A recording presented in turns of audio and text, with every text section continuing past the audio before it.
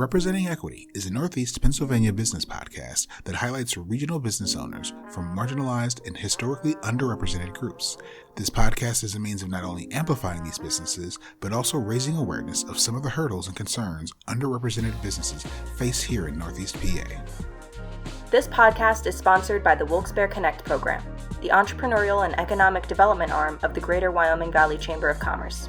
Connect just introduced a brand new equity initiative called the Connect Inclusive Program, which was created to address systemic and historical barriers to entrepreneurship and business growth experienced by individuals from minority communities. We do this by providing accessible resources specifically tailored to their needs, providing them with all stages of education and technical resources to start up or continue to grow their business. For more information on Connect Inclusive, please visit our website at wyomingvalleychamber.org.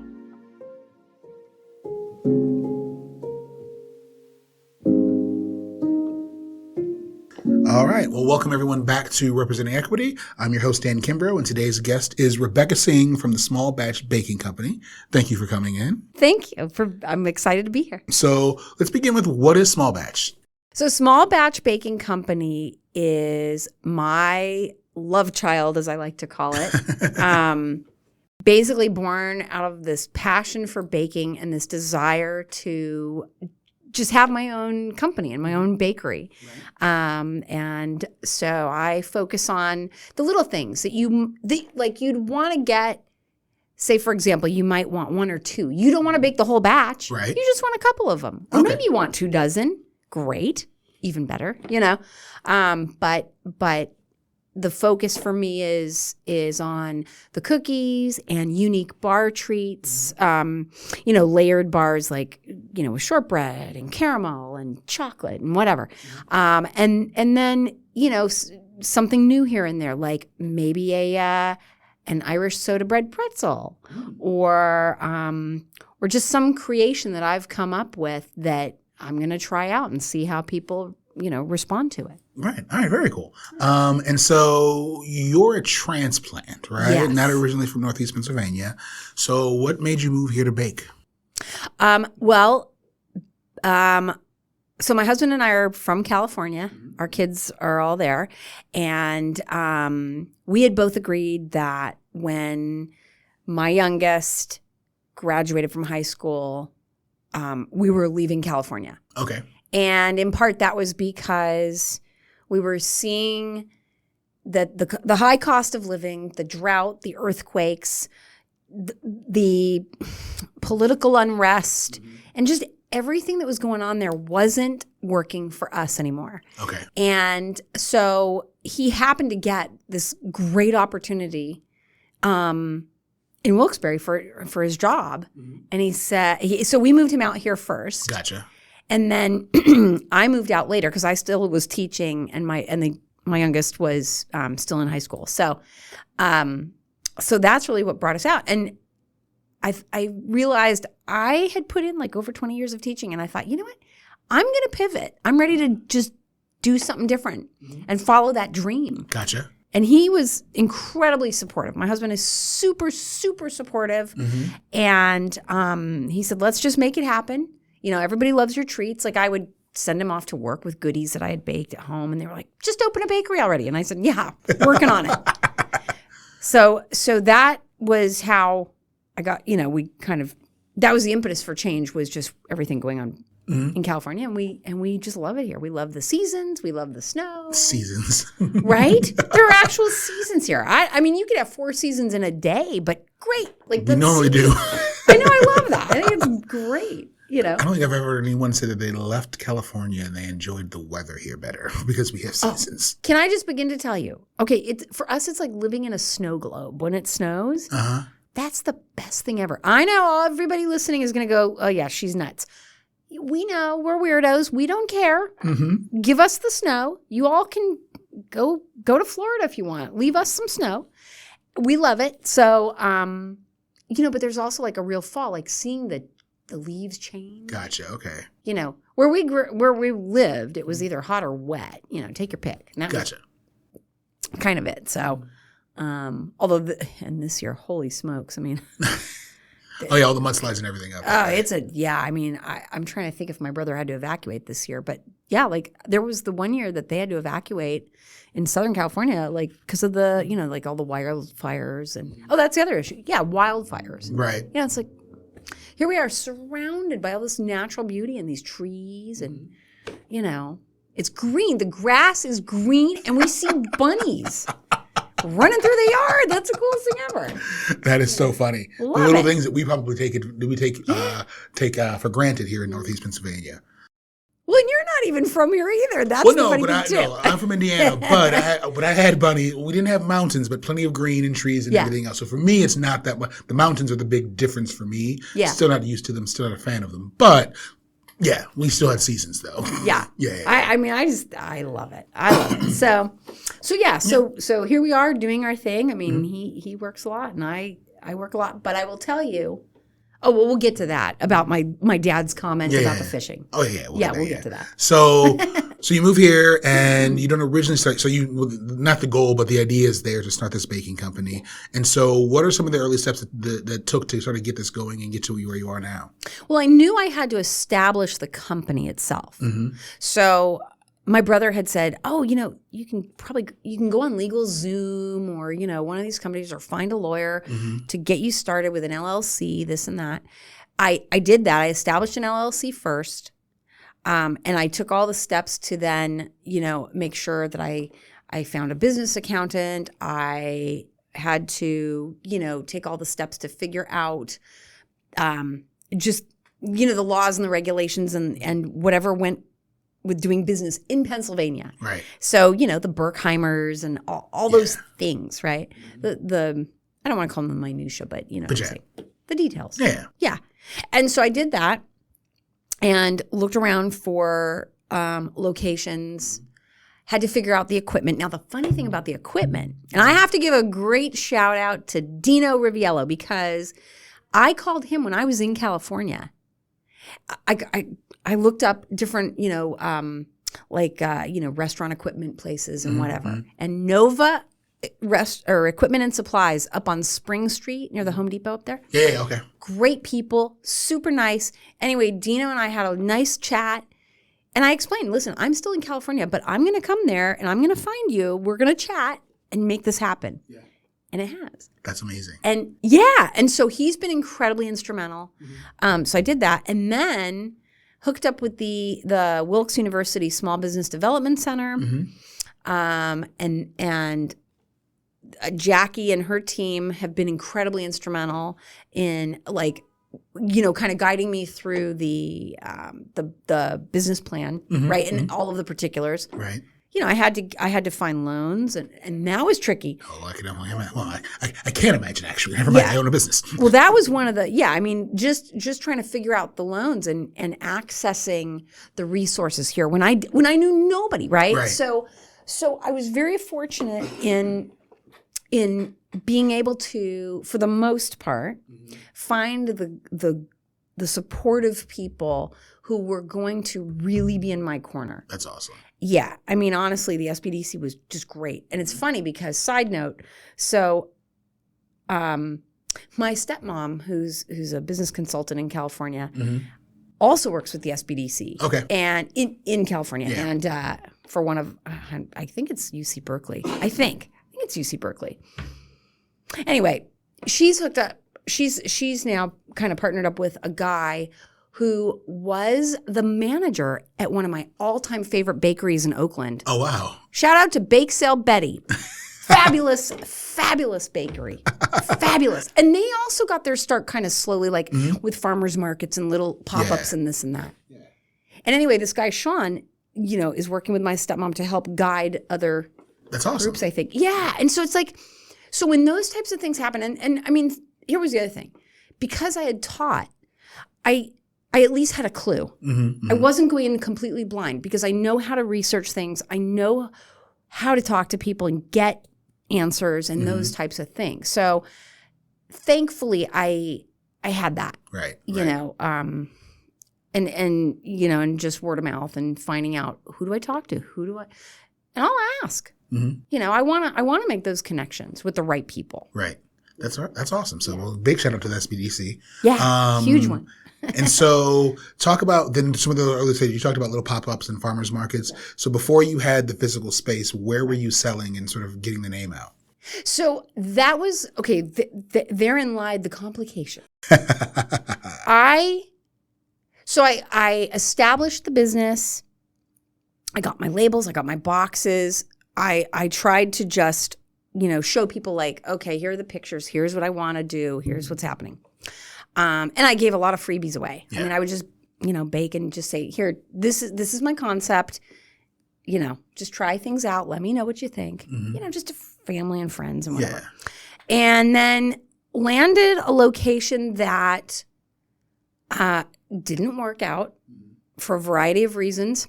And that was a real low point for me. Gotcha. Real low point. Because I thought to myself, why isn't this working? What am I not doing to make this work? And my husband was frustrated too, because he was like, what about the deadlines? What about the this? Why aren't things moving the way they need to? Yeah. And even Jackie, my business consultant, said, you've got to make sure these deadlines are met. What's happening?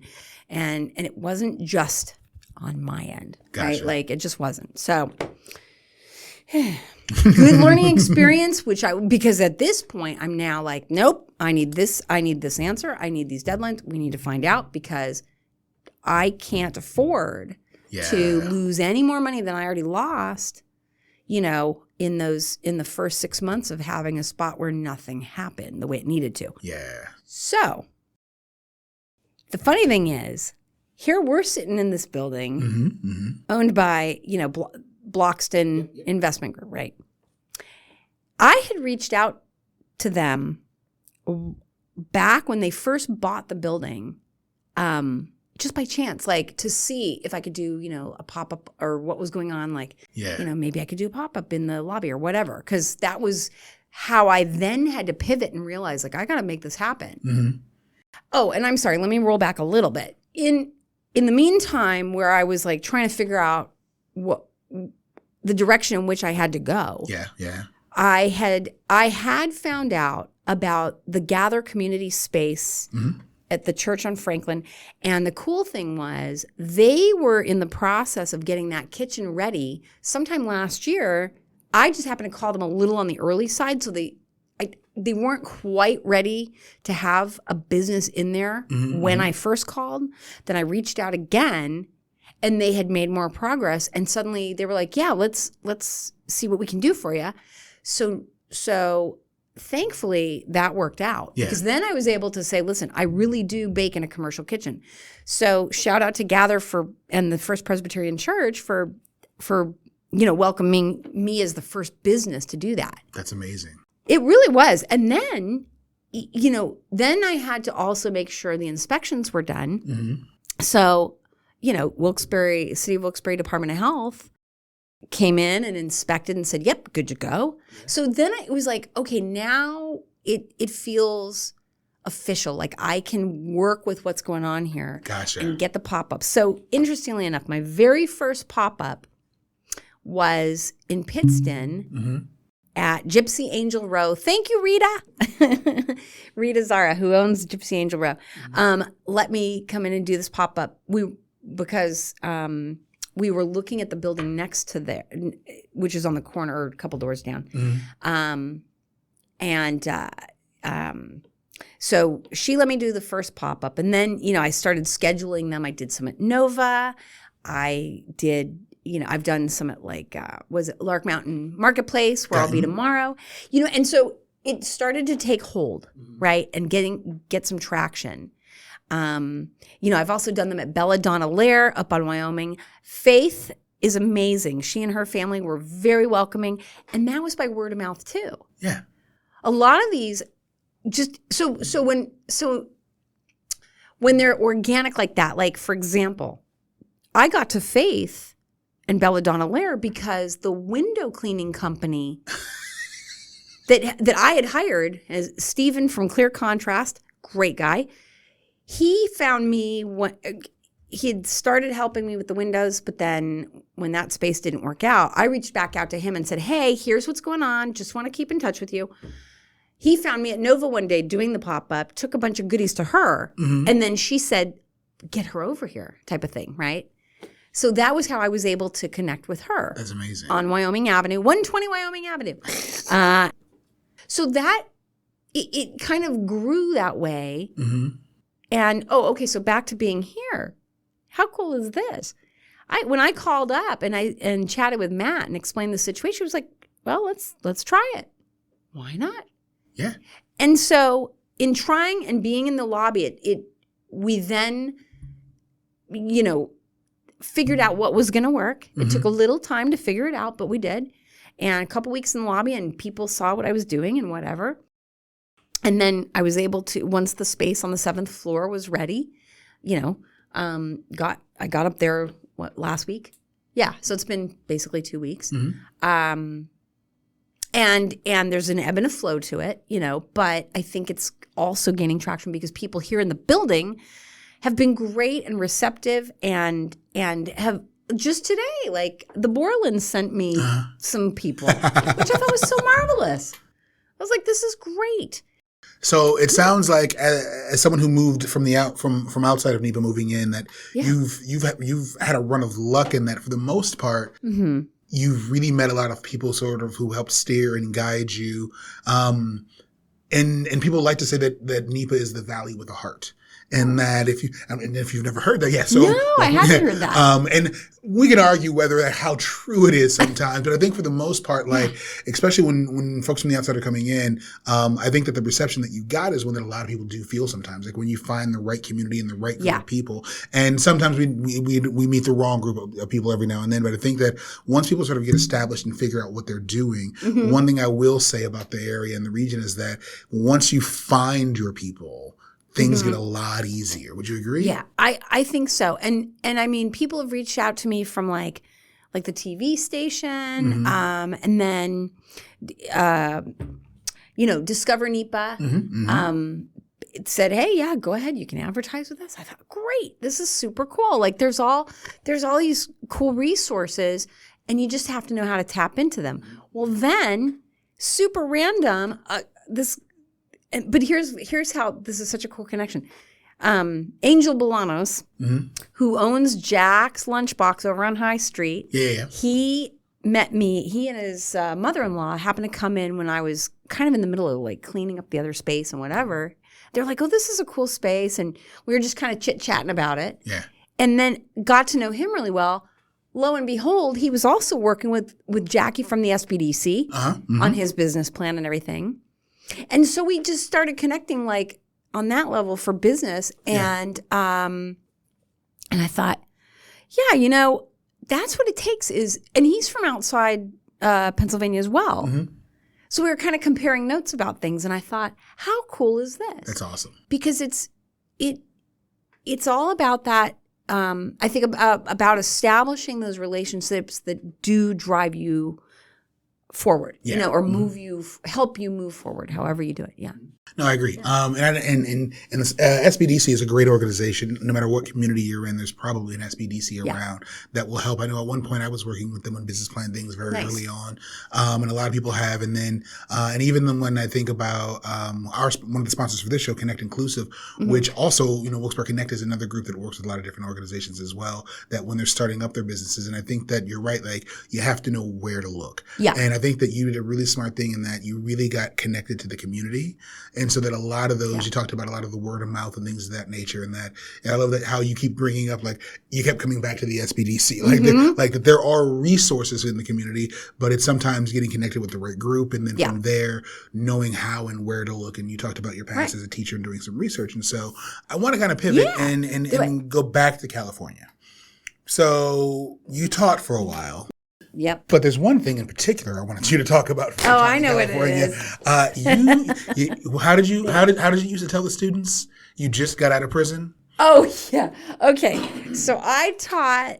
So I had quite a teaching career, and 4 years of it were actually teaching in a jail. Yeah. Right. And so And believe it or not, I felt safer teaching in the jail than I did at the high school where I taught. But okay, if you teach in the hood, you got to figure out how to manage that, right? That's what it was.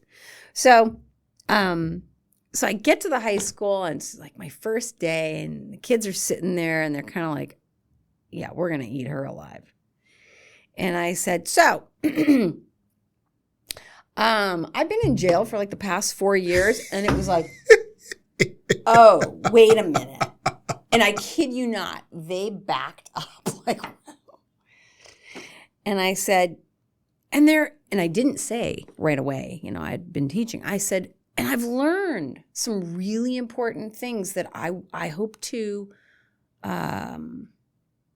impart to you. And they got real quiet. And I said, the first one is, it doesn't matter what you look like. What counts is how you behave. Mm-hmm. Because really when it comes down to it, your behavior will make it or break it for you. And it literally says everything about you as a human being. So when you're in public and you are out there being who you are you being your best self? Because I said, think about it. You represent not only yourselves, mm-hmm. your family, your community, your mm-hmm. school, maybe your church or whatever other religious affiliation you might have. Mm-hmm. You really have to consider how you come across to people. Yeah. And you're in high school right now. Wait till you are not in high school. Mm-hmm. Whatever that looks like for you. I said, and the other thing that I learned was that education is the great equalizer. Education mm-hmm. is something no one can take away from you. Yeah. However that looks to you, whether it's that piece of paper mm-hmm.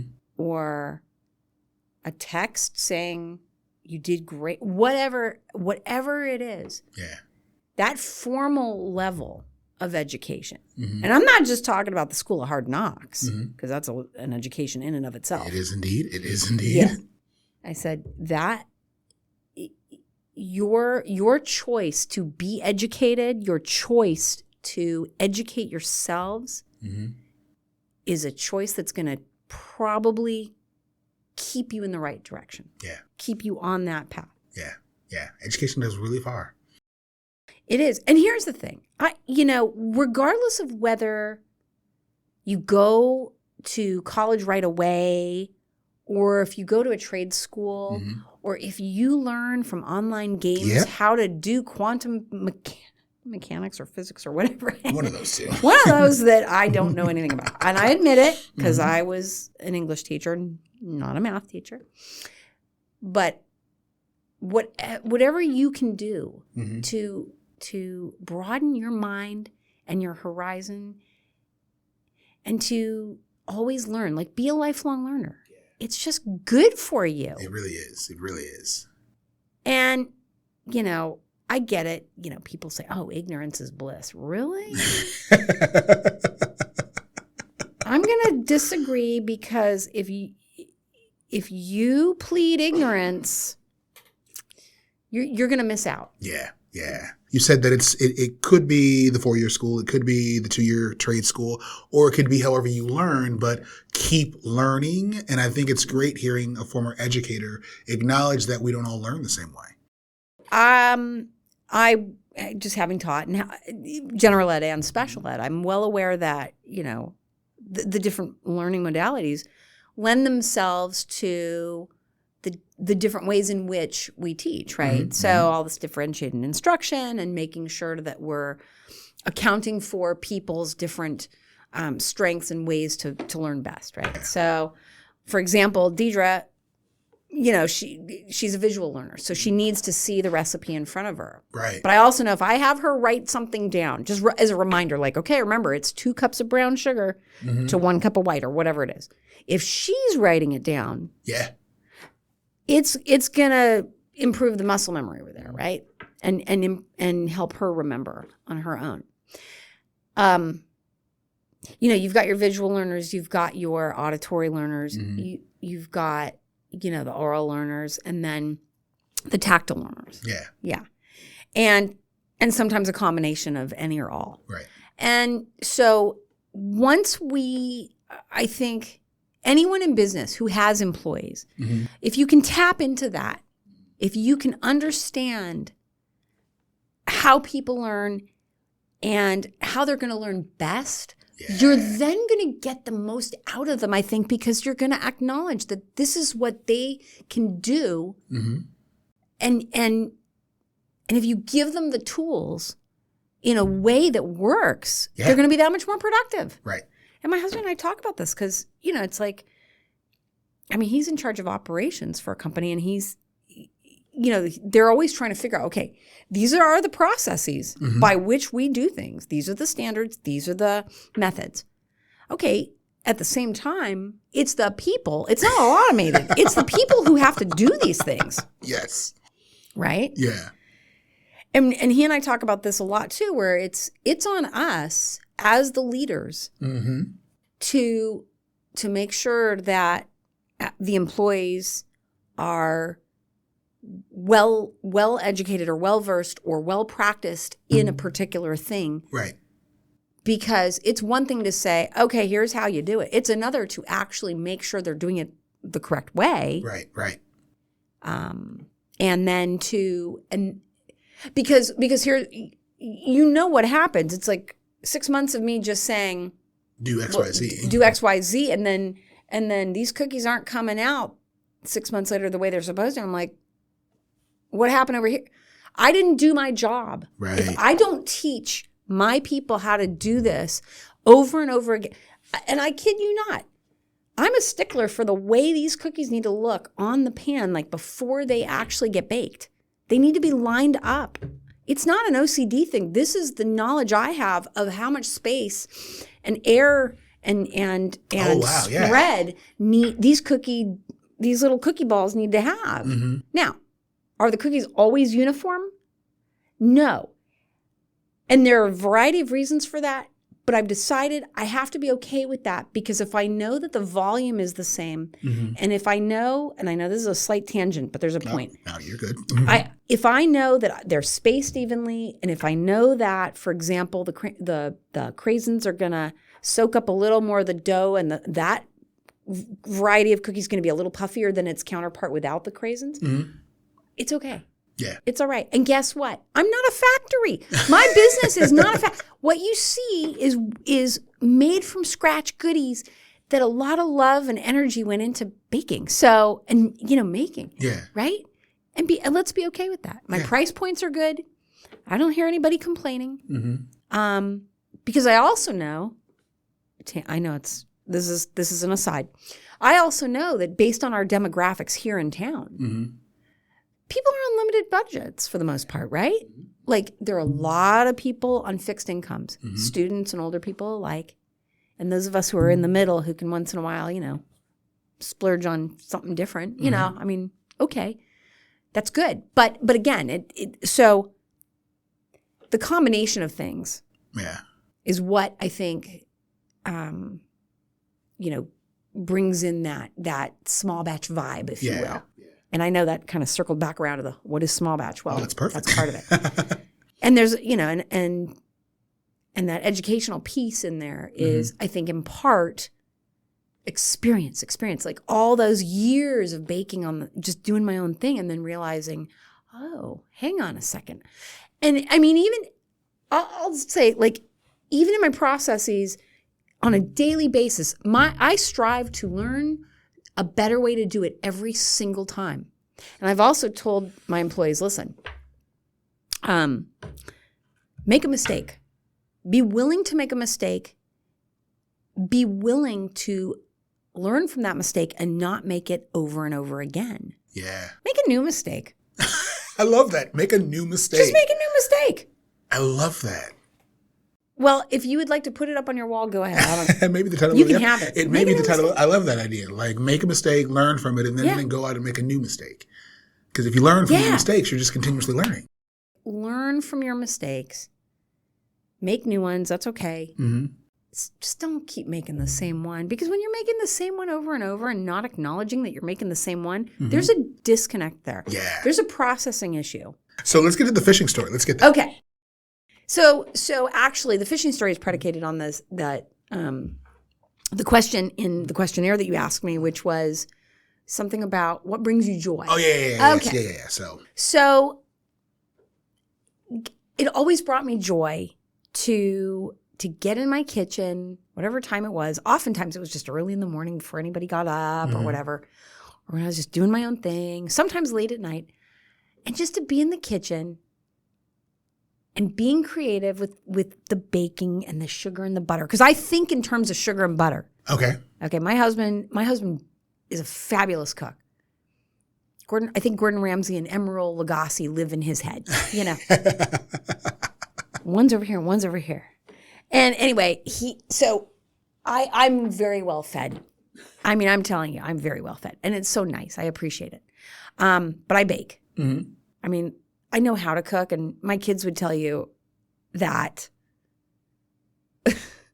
They would say, yeah, her idea of dinner is like steamed broccoli. Okay. But anyway, whole other story. But I would just find my happy place, like just baking in my kitchen, listening to music, whatever, right? And so when I decided, yes, I'm really going to open this business, I'm really going to do this, the most joyful part for me is the baking itself. I like talking to the public. I like talking to people, and it makes me very happy also to chat with people, get a sense of what they like. It makes me happy when they like something. Mm-hmm. And just the fact that I'm living my dream, there you go. Now, the fishing comment. So my father, three things. He loves his family, his friends, and fishing. And not just in that order. And he would always maintain that the worst day of fishing was always better than the best day of working. And he was a teacher. Gotcha. Yeah. And that's where that comes from. And I thought, yeah, Dad, you do know what you're talking about. You do know. The worst day of fishing. Yeah. Is still better than the best day. The worst day of fishing is always better than the best day of working. Yeah, working, yeah. And that's exactly what's going on. So even if my sales are low one day, or even if I make a mistake in the kitchen and one day I destroyed some brownie. I was so upset with myself. And my husband was like, okay, but other than that, how was the day? And I was like, it was great.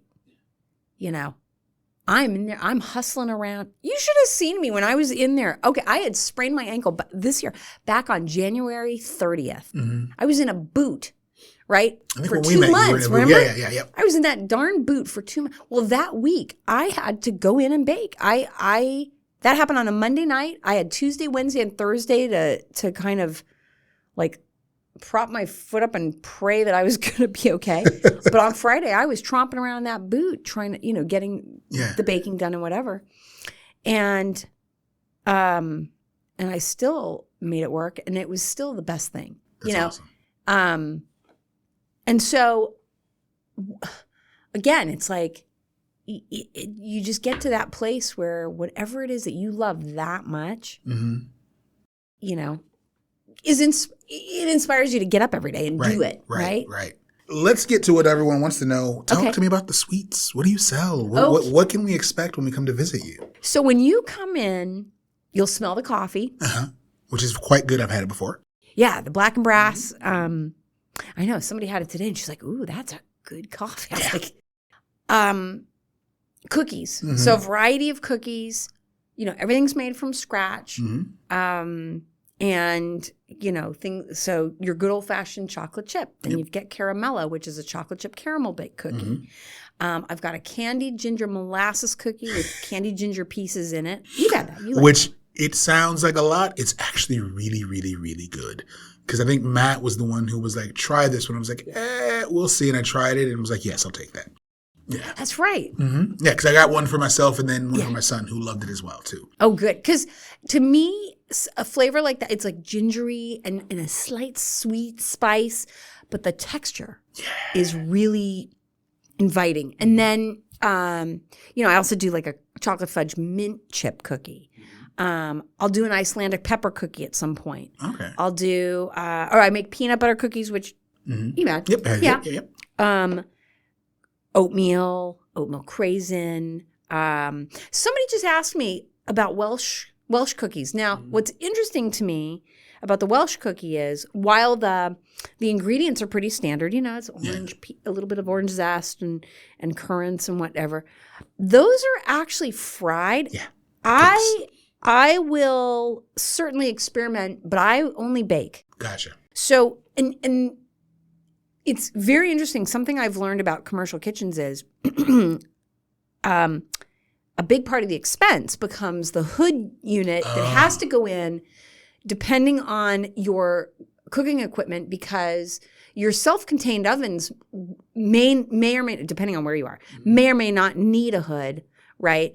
But you have to have an Ansel system if you do anything over open flame. What's an Ansel system? Fire suppression? suppression? Fire suppression and that whole thing. Yeah, and it's a big deal. Yeah. And I don't do anything like that. So I do have a small hood. Yeah. Where I bake, they have the range and then the ovens. Yeah. But yeah, so I will certainly try to figure out. Now the other thing is do the Welsh cakes or Welsh cookies have to only have currants? I don't know. No, I think those are the traditional, but I've seen Welsh cookies with different flavors in them before. So yeah, I think you could experiment and have some fun. And I think I would like to try that because I just thought, oh, okay. And that's a regional thing that I'm not familiar with. And I had not heard of the Icelandic pepper cookies either until I moved here. Now, what are those? Because I've never heard that either. From what I understand, they're like they're an Eastern European cookie, and they're usually like thin. They're made with pepper, actually. Now, and it's black pepper. Yep, like black pepper. Really? I've made them. Now, I've seen recipes with corn syrup. I'm like, not my thing. Gotcha. I won't use corn syrup. Good old sugar, good old honey. They're almost like a sugar cookie with pepper. Oh yeah, when you make those, I will definitely be back. Okay, they're interesting. Yeah, they're not like super intense. They're just, it's almost like with the, how the ginger cookie, the molasses and the ginger. Yeah, because I was really expecting like a ginger hit to the face, and it's much more milder and it plays better with all the other ingredients. Yeah. It's just that combination of ingredients and the molasses and everything. But Icelandic pepper, and then oatmeal. Let me see. I'm trying to think if there's anything I left out. I don't know. I haven't even introduced some of the things, I think. But also in part that was because I had to figure out like what works best. What do people like the most? Right. What's most popular. Now, you've also had the bar treats, the layered bar treats, like the salted caramel brownie bar. You won't find that anywhere else because I created it, and I even Googled it like to see like if anybody else had it. Nobody has anything like that. Oh wow. Yeah. So it's the shortbread and the caramel and the brownie. Yeah. And then I do the banana chocolate chip breadlets. No nuts. Really right now the only things with nuts are the peanut butter cookies and then the dream bars with the almonds. Yeah. And the coconut and the chocolate. But my vision was nice size, small, on the smaller side, because we don't need to supersize everything. Agreed. We just don't. And I like the little, put them in a cupcake holder. That's a perfect size. Yeah. Perfect size for your hand. The cookies aren't monstrous, but they're also very reasonably priced. And so it's things that you would, the goodies are creations that make you think of like going to a picnic or a bake sale or hanging out with grandma on a snowy day and just baking and, That's awesome. Or That's something. Awesome. Yeah. Yeah. What was the one bar I had? The strawberry. The strawberry crumble bar. Yeah, that's right? really good. Yeah, I'm not a chocolate fan, so anytime I see fruit, I'm like, I'll take that one. You like the fruity ones. Yeah, and actually, I've made those with apricot Well, and in the beginning I had raspberry, and so I do have more raspberry. I think I happen to bring the strawberry, but yeah, and of course space is kind of at a premium, right? So I have to kind of figure out, okay, what am I going to bring? How much of it am I going to bring? On those sheet trays and everything. And And so you're baking still at the church. Correct. Which is now. what, 2.5 blocks away. Yeah. And then selling out of the Luzerne Bank building. Right. And then doing the pop-ups on the weekends. Yeah. All right. And and then, we're working with building owners right now in Pittston to figure out the spot. Very cool. Very cool. So eventually we will find you in a storefront, but in Pittston. Yes, gotcha. that is the plan. And it's funny because I was telling Matt and Mike, I was like, hope is not a plan, you guys. And I heard that actually. My husband said that one of his, I think it was the general manager at one of the other buildings where he was. She was one who was like, hope is not a plan. That's good. Have a plan. Yeah. So thinking of wrapping up a little, what would you? So you've had a career. 20 years, you're out in California, you were teaching, you're doing all these things. Your husband moves and you reinvent yourself as a baker, which is something that you had been doing on the side, but now it's an actual business, right? What advice would you give to someone that's in a similar position who's at the end of their career or has a passion for something and is worried? I mean, the economy is never great. Prices for buildings, like all the things that you've talked about, the hurdles you went through. What advice would you give someone who's looking at saying, you know what, I'm passionate about X, Y, Z. This is what I want to go do. What would you say to them? A couple of things. First of all, I'm going to say this. And this is a shout out to Karen, the accountant, who said by 65, and I agree with her, by 65 years of age, have $1 million. Okay. Have $1 million. Now, is that going to happen for me? We'll see. Why do I say we'll see? Simply because, my teacher's pension will help, right? Once I officially retire and collect. However, I've started this endeavor after raising kids, and we've still got a couple in school, right? And whatever. So maybe collectively we'll figure out how to have $1 million somehow, whether it's in equity or whatever. I don't know. Maybe it's stashed under the mattress. I don't know. But that's one piece of advice is try to plan to be financially sound. Work on that. Figure out a way. Another piece of advice, use the resources that are available to you in the business community, and because you can be as passionate about it as you want. Yeah. That's great. Passion is fabulous for the creative aspect, right?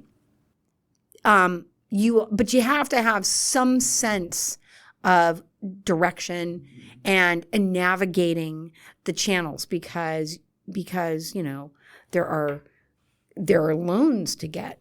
Yeah. Potentially. There are people you need to connect with about your equipment. Whatever that is, There are classes you might have to take for, continuing education units for whatever you want to do. There are licenses you have to get, forms to fill out. There are all those things. But I have to say, I think if I'm going to give any unsolicited advice, other than, listening, get a good accountant, number one. Really have a good accountant. Do your research. Yeah. Okay. Make sure you research things and start really fleshing out what it is you want. Because when you write your business plan, there's so much more that goes into it other than the narrative, right? We know this. You have to have a sense of, the financial projections and all these things and the contingencies, right? Right. And be okay. Oh, here's another thing. I guess I would say this. Be okay with leading with your ego. This is so. My husband and I have talked about this, and he says, there are two things: ego and power. Yeah. Okay, and leaders, really great leaders, are going to lead with their ego because you can shift your power, but you have to be okay with having your ego get bruised along the way, so that you then kind of learn, oh, okay, but you still have your power. You can shift, right? Yeah. And so if you think about it that way, and you think, okay, even in the darkest hour where things are like feeling like, oh my gosh, I don't even know if I can do this anymore, right? If you're getting more gray hairs and extra wrinkles and just feeling, like you don't know what you're doing, take a step back, think about what you're passionate about and what drives you. Yeah. Right? Like what moves you to continue to want to do this? Why are you persevering? And why are you working towards this goal of seeing your dream become a reality? Yeah. And keep that in mind. And then regroup and it'll work itself out. Yeah. And have a plan. Have a plan. Have some hope, but also have a plan. Yes, because those are different. Well, it's really interesting that you say lead with your ego. Okay. And thinking of the work that I do, I always tell people to leave their ego at the door, because I don't want your ego to cloud judgments in a lot of the work that you do. But it's interesting that you're talking about ego in a very different, be humble, but use your ego as the shield. Well, your ego. Okay, so let me clarify something. I'm the visionary. Right. Okay. These are the things I fully expect to happen in my business. This is my business. In as much as I share it with everybody, like I'm making you cookies, and I'm gonna share those cookies with you. Right. Yeah. It's an extension of me. Yeah. And there's the ego part. So if it's my vision and I fully expect my vision to be actualized and manifest and whatever. Yeah. Right. Then in that sense, that part of it is what has to drive this whole project forward. Right. Because I want to make sure that when I walk in that kitchen, I'm not cleaning up after anybody else. That kitchen needs to be ready when I walk in, and it's that type of thing. You see what I'm saying? In that way. And when we think about, our businesses, you're a busy guy. I'm a busy person. I wish that I had 3 or 4 of me. Remember that movie Multiplicity with Michael Keaton? Okay, yeah. Because I want to make sure that my visions are being met and the expectations are being met. Yeah. So ego, because and yet I still there's still that power. It's like, no, I'm still in charge. You can disagree. We can have radical candor, or we can disagree. We can agree to disagree. Yeah. But at the end of the day, whose vision is it? It's your vision on your end. It's mine. Oh, and here's the other thing I was going to say. For me, for my business, the road to sweet success is paved in butter and sugar. Now, I'm not going to discount people's interests and desires for things without sugar, or things without gluten. I will work on that. But for what I do, for what I do right now, it is about the butter and the sugar. Yeah, because it's your business. It's my business. Yeah. But I still have the power to expand or do something different, you see? And you know what's interesting is that you separated ego and power. And I think for most people, when they think about ego, we tend to think about the power, right? If someone's power tripping, it's their ego taking over. But you're saying that they're two different, that the ego is a capsule, and that there's your ego, which is your vision. Right. And then there's the power that you bring behind it. And again, in the DEI world, I always tell people to leave their ego behind. I'm usually telling them to leave their power behind. Like when you come into a situation where you're working with someone who, if it's an employee, if it's another group, if there was an offense, if something happened, leave your ego at the door. It's leave your power at the door. Walk in as equals, so that we can have a conversation. You're not lecturing someone, and so I think it's really interesting that you've separated ego and power, and saying use that ego to drive you, but don't lose your power either. Like your ego is one of those things that, again, it's what will get you through. It's the drive. It's the passion. Yeah. Your power will shift depending on what's going on, but your ego has to be that suit of armor that allows you to get through things. So that's a really interesting way to look at that. Yeah. And I'm going to give my husband full credit on that one. And if he has to give credit to somebody else where he heard it from, fine. I mean, I don't know. But I'm going to give him credit for because he and I talk about that a lot. Like, for what he has to do in his job. Yeah. So there's that. There's that idea of, also being able to, again, what we come back to, tapping in or being aware of people's learning styles. Yeah. Or how about this? What if somebody doesn't hear you very well one day? Yeah. What if somebody doesn't see what's going on very well? Like I put up with that all day long. I can't see squat, but I know what those cookie dough balls should look like, right? So, it's just that awareness. Yeah. Be aware. Like, don't be so insulated. Maybe, and also, I mean, not only did I teach, I worked at a hospital, and boy, oh boy. Talk about a learning experience there. That's a whole other classroom. Yeah, I can only imagine. Yeah, yeah. And you know what I realized? There are so many people who just struggle to even navigate that system. Yes. Yes. Yes. I mean, I really feel for people. I worry for people that either they don't know the language, or they don't have the vocabulary, or they don't know how to advocate for themselves. Like that's a huge one too. You have to be able to advocate for yourself, or have somebody really in your corner so you get the care you need. It's like, yeah, that's a whole other podcast. I know. No, but I think that being an advocate for yourself is a business.